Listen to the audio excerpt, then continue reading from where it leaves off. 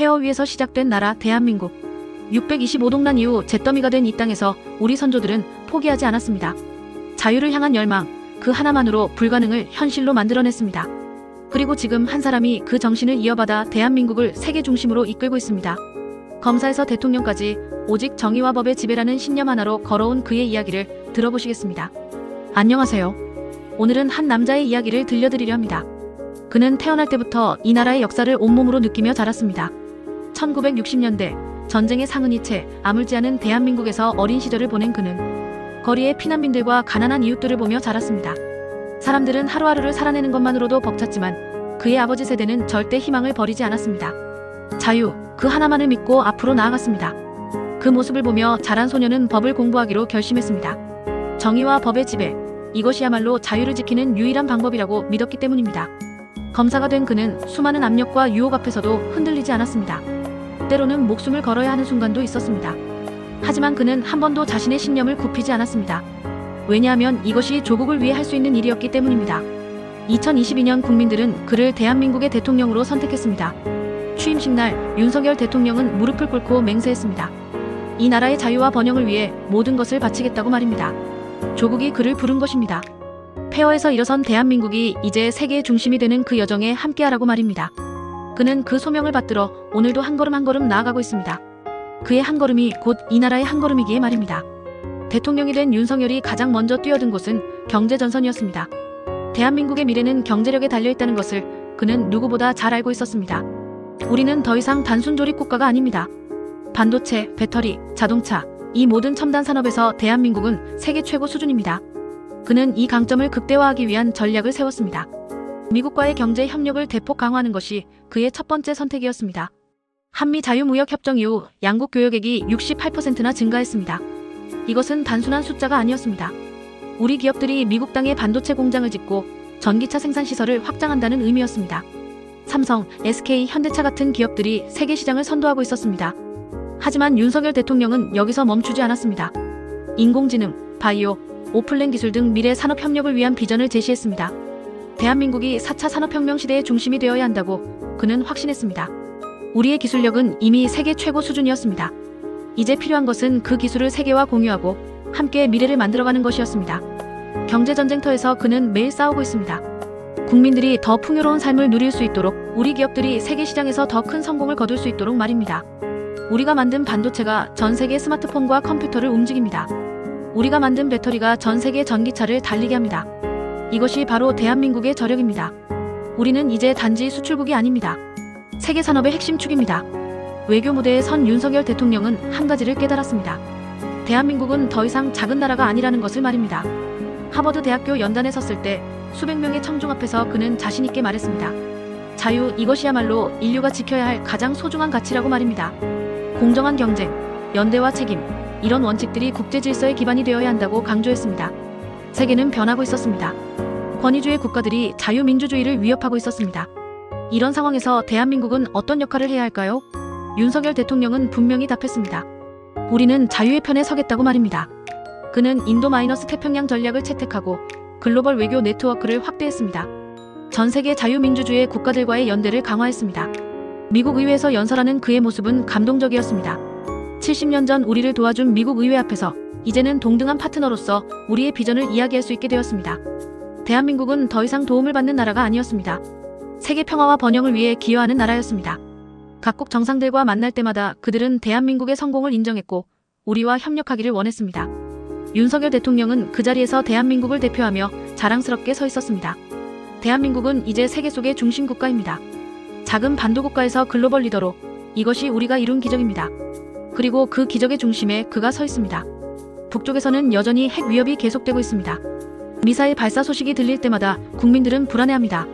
윤석열 대통령은 그 마음을 누구보다 잘 알고 있었습니다. 대통령으로서 국민의 안전을 지키는 것이 그의 최우선 임무였기 때문입니다. 그래서 그는 단호하게 대응했습니다. 한미 확장 억제를 강화했습니다. 미국과의 안보 공조를 그 어느 때보다 긴밀하게 만들었습니다.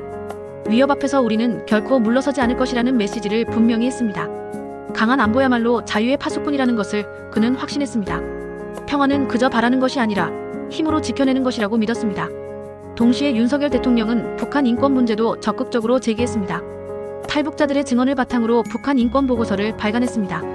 국제사회에 북한의 실상을 알렸습니다. 그에게 인권은 협상의 대상이 아니었습니다. 보편적 가치였습니다.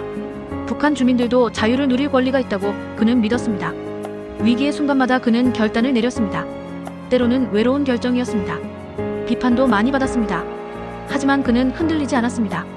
왜냐하면 이것이 옳은 길이라고 확신했기 때문입니다. 우리의 자녀들이 전쟁 걱정 없이 평화 속에서 웃을 수 있는 나라, 그것이 윤석열 대통령이 만들고 싶은 대한민국이었습니다. 안보는 타협의 대상이 아니라고 그는 말합니다. 우리는 강해야 한다고 말입니다. 강한 나라만이 자유를 지킬 수 있고 강한 나라만이 평화를 만들 수 있습니다. 그는 오늘도 그 길을 걷고 있습니다. 위협 앞에서도 꺾이지 않는 나라, 그것이 바로 자유대한민국입니다. 한미동맹 70주년, 이 의미 있는 순간에 윤석열 대통령은 미국 의회 연단에 섰습니다. 수많은 의원들 앞에서 그는 가슴 벅찬 마음으로 말했습니다. 한미동맹은 단순한 군사동맹이 아니라고 말입니다. 이것은 가치동맹이라고, 자유, 민주주의, 인권이라는 보편적 가치를 함께 지키는 혈맹이라고 강조했습니다. 70년 전 미국은 대한민국을 위해 피를 흘렸습니다. 수만 명의 젊은이들이 자유를 지키기 위해 이 땅에서 희생했습니다. 윤석열 대통령은 그 은혜를 잊지 않았습니다. 그리고 이제 그는 그 빚을 갚을 때가 되었다고 말했습니다. 동등한 파트너로서 세계의 자유와 평화를 위해 함께 나아가는 것이라고 말입니다. 그의 리더십 아래 한미동맹은 새로운 차원으로 진화하고 있습니다. 군사협력을 넘어 경제협력, 기술협력으로 확대되었습니다. 반도체 공급망 안정화, 첨단 기술 공유, 인공지능 협력, 이 모든 것이 한미동맹의 새로운 모습입니다. 양국은 함께 미래를 만들어가고 있습니다. 미국 내 한국계 의원들과의 만남도 의미가 깊었습니다. 그들은 한미 양국을 잇는 달이었습니다. 윤석열 대통령은 문화교류, 인적교류의 중요성도 강조했습니다. K-팝, K-드라마가 미국을 사로잡고 있습니다. 이것이 바로 민간 기반 동맹의 힘입니다.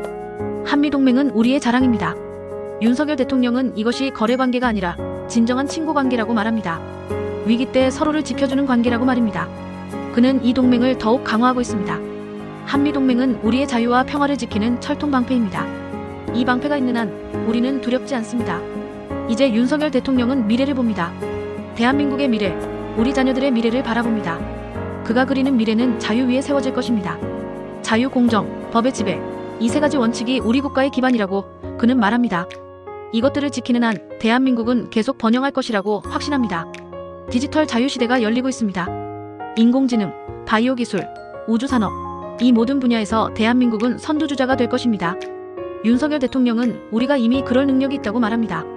필요한 것은 비전과 의지뿐이라고 말입니다. 그는 그 비전을 제시했고 그 의지를 보여주고 있습니다. 국제사회에서 대한민국의 역할도 확대되고 있습니다. 그는 대한민국을 자유의 나침반 국가로 만들고 있습니다. 혼란스러운 국제 질서 속에서 올바른 방향을 제시하는 나라로 말입니다. 작은 나라였던 대한민국이 이제는 세계를 이끄는 나라가 되었습니다. 하지만 윤석열 대통령은 자만하지 않습니다. 아직 갈 길이 멀다는 것을 그는 잘 압니다. 많은 도전이 우리를 기다리고 있습니다. 그러나 그는 두렵지 않습니다. 왜냐하면 우리에게는 역사가 증명한 저력이 있기 때문입니다. 폐허에서 기적을 만들어낸 민족, 그것이 바로 우리라고 그는 믿습니다.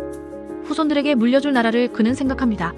그들이 자유롭게 꿈을 펼칠 수 있는 나라, 세계 어디에 내놓아도 자랑스러운 나라를 만들고 싶어 합니다. 이것이 윤석열 대통령의 사명입니다. 이 여정은 끝이 아닙니다. 우리는 계속 앞으로 나아갈 것입니다. 자유를 지키는 것, 그것이 바로 우리 세대의 사명입니다. 그리고 그 중심에 윤석열 대통령이 서 있습니다. 하지만 현 시국 상황으로는 너무 아쉬울 따름입니다. 자유 대한민국이여, 영원하라.